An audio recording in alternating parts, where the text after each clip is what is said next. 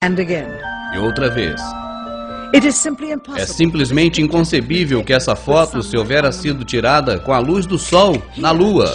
Aqui as sombras se mostram escuras como piche. E sem nenhuma dúvida, aqui completamente na sombra, o astronauta se ilumina como uma árvore de Natal. Como pode ser isso?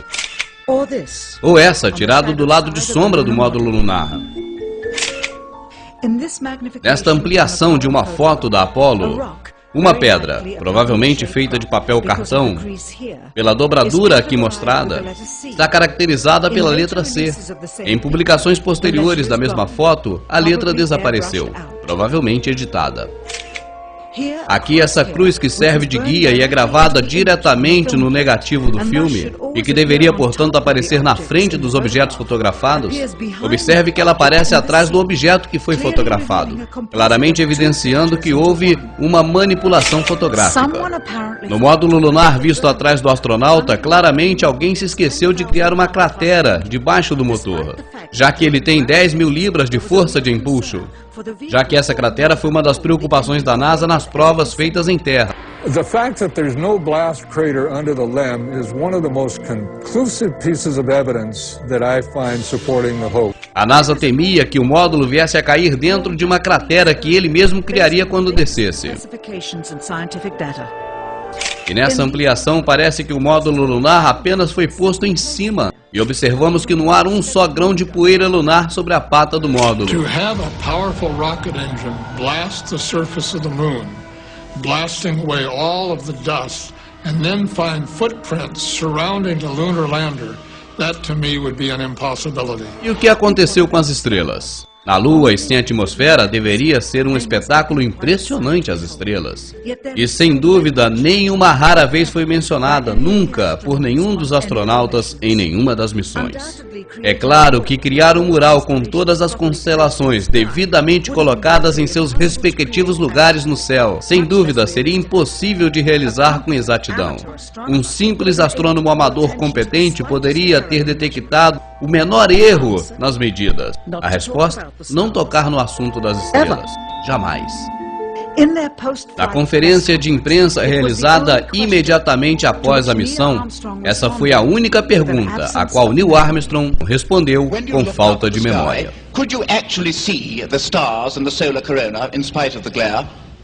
We were never able to see stars from the lunar surface or on the daylight side of the moon by eye without looking through the optics. I don't recall during the period of time that we were photographing the solar corona what stars we could see. I don't remember seeing any. Anos mais tarde, sem constrangimento algum, Michael Collins recordaria haver visto as extraordinárias estrelas descrevendo em seu livro Expedições à Lua.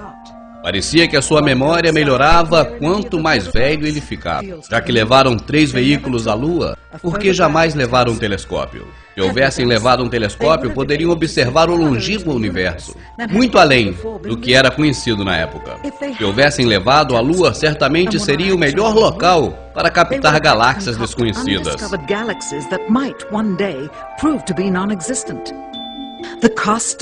O custo dos 3 veículos lunares em dinheiro do século XXI, cerca de 60 milhões de dólares. A unidade, mesmo tendo menos componentes que um Jeep. Onde ia todo esse dinheiro? E logo temos a bandeira balançada pelo vento. E vento, se na Lua não tem atmosfera? Só podemos então crer que todas as missões, na verdade, foram encenações de estúdio, feito assim por medo de uma possível espionagem aérea por satélite de uma nação inimiga.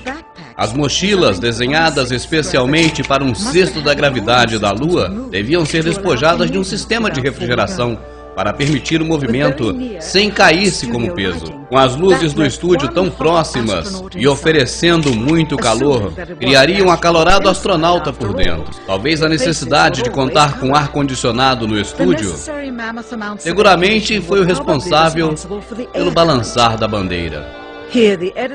Aqui o editor de imagem fixa a bandeira quando o efeito começa a ser perceptível. E aqui não se deram conta. Esse clipe, obtido há décadas atrás, nunca foi transmitido, devido ao inevitável progresso nas experiências e na supervisão. Mostrar um cesto da gravidade, Com o trotar flutuante dos movimentos dos astronautas, se conseguiria com relativa simplicidade. A câmera lenta. Você está vendo as imagens como já vimos há mais de 30 anos. A veremos agora com o dobro da velocidade.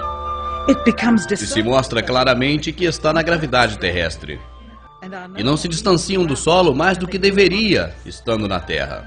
E fica claro nessa rara visão de um filme de televisão em color que a tripulação da Apollo 11 levava uma câmera a cor de alta definição na sua missão.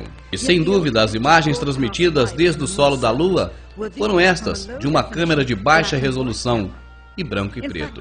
De fato, as televisões quiseram assim, porque além disso foram forçadas a tomar as imagens de segunda mão.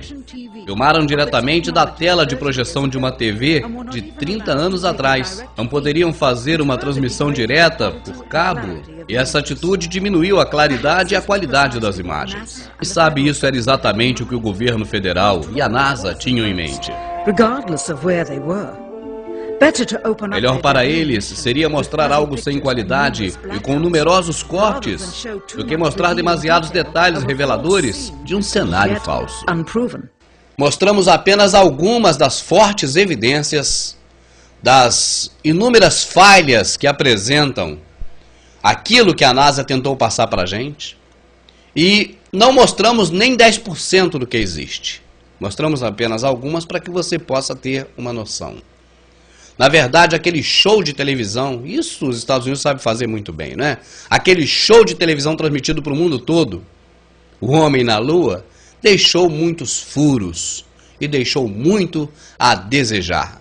E assim nós tivemos então essas imagens, que não são imagens fabricadas, são imagens da própria NASA, onde você conferiu realmente que deixaram muitos furos.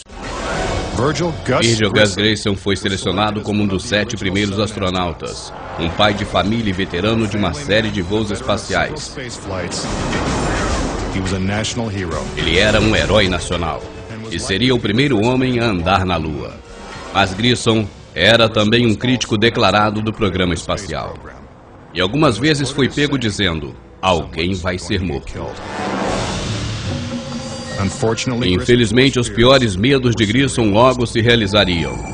Em 27 de janeiro de 1967, 2 anos antes do primeiro pouso lunar, Grissom e sua equipe entraram na cápsula da Apollo 1 para uma simulação integral. Os problemas começaram quase que imediatamente. Primeiro, o sistema de comunicação falhou.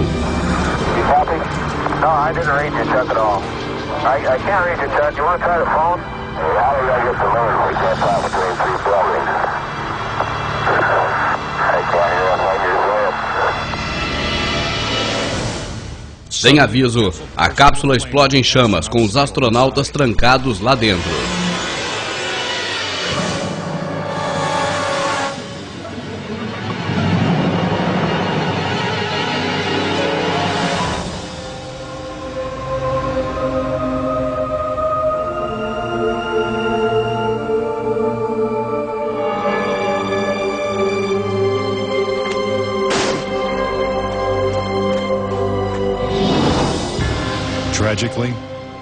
Tragicamente, Gus Grissom e White Roger Chaffee perdem suas vidas antes de deixar a plataforma de decolagem.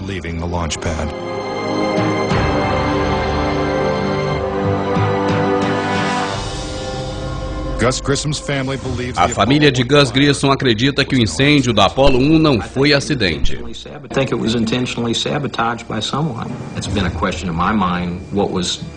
Found in the accident investigation and how was that handled? Was the CIA involved?